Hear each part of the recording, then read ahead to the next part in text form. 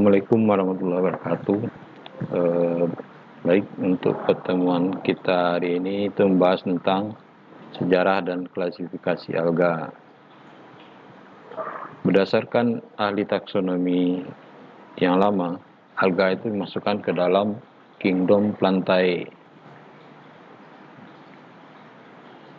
Kenapa masuk ke dalam kingdom Plantae? Karena dia memiliki ciri-ciri khusus yang sama seperti tumbuh-tumbuhan. Berikut kita lihat ciri-ciri dari alga.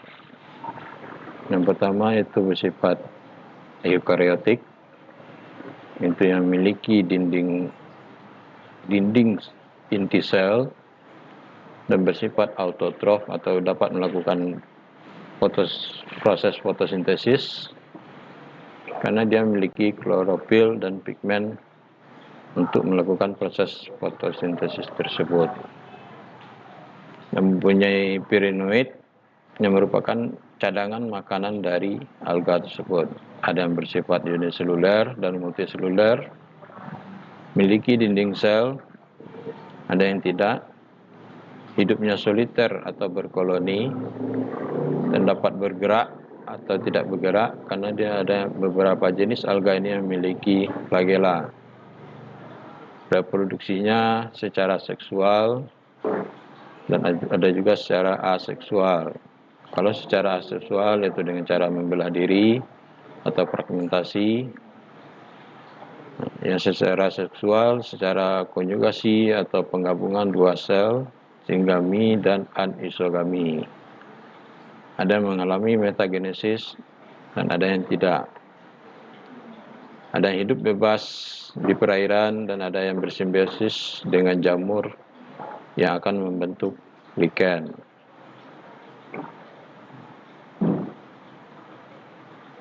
Lanjut, alga ini tidak dapat dibedakan antara akar, batang, dan daunnya, sehingga dia bersifat berupa talus, sehingga dia dikelompokan orang oleh beberapa ahli ke dalam Talophyta.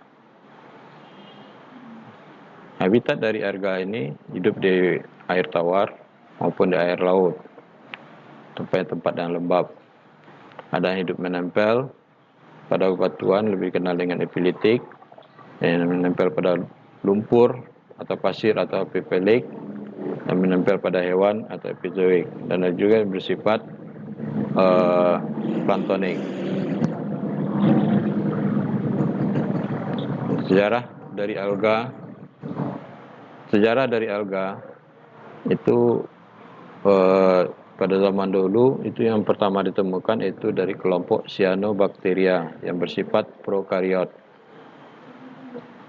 Oleh ahli mikrobiologi, cyano ini dimasukkan ke dalam kelompok Cyanobacteria karena dia bersifat prokariot. Nah, oleh ahli taksonomi tumbuhan, dia dimasukkan ke dalam Cyanophyta karena dia memiliki klorofil. Nah, lanjut, karena dia masukkan ke dalam tumbuh-tumbuhan, ini dia memiliki dinding sel, bahannya terdiri dari selulosa dan bersifat autotrof karena dia mempunyai klorofil. Adapun perbedaannya yaitu alga tidak memiliki akar, batang, dan daun serta organ yang sama seperti tumbuhan pada umumnya. Tidak mempunyai jaringan vaskular atau jaringan pembuluh. Nah, alga juga mempunyai variasi pigmen dan struktur sel yang bervariasi, mulai dari uniseluler, koloni, dan multiseluler atau berfilamen. Habitatnya ada yang hidup di tanah, di air, baik di air dingin sampai sumber air panas yang mencapai, dari hasil penelitian orang ada mencapai 120 derajat Celcius. Nah, hidup di air tawar dan air laut. Nah, ada yang berperan sebagai plankton, bentos, ataupun epilitik.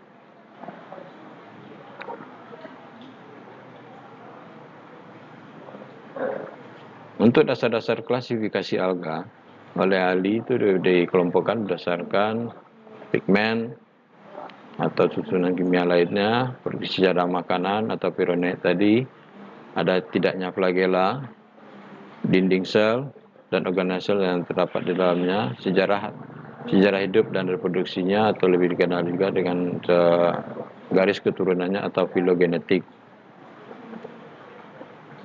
Berdasarkan klasifikasi alga yang dipakai sekarang, itu ada 7 divisi. Yang pertama itu chlorophyta, dikenal dengan alga hijau kekuningan.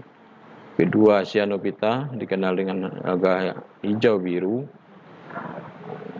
Ketiga itu Euglonephita, ini termasuk juga alga hijau, tapi dia memiliki flagela. Lanjut Phaeophyta, alga coklat. Chrysophyta, alga pirang atau alga kresik. Pyrophyta, alga keemasan. Rhodophyta, alga merah. Berikut ada beberapa contoh dari beberapa divisi alga tersebut. Sekarang kita lihat beberapa ciri-ciri dari kelompok alga tersebut. Pertama, alga hijau biru atau dikenal dengan cyanophyta. Bentuknya memiliki bentuk yang sederhana. Contohnya ada nostoc, kalotrik. Nah, dia dominannya warna hijau, tapi hijaunya itu hijau kebiruan karena dia mengandung senyawa picobilin.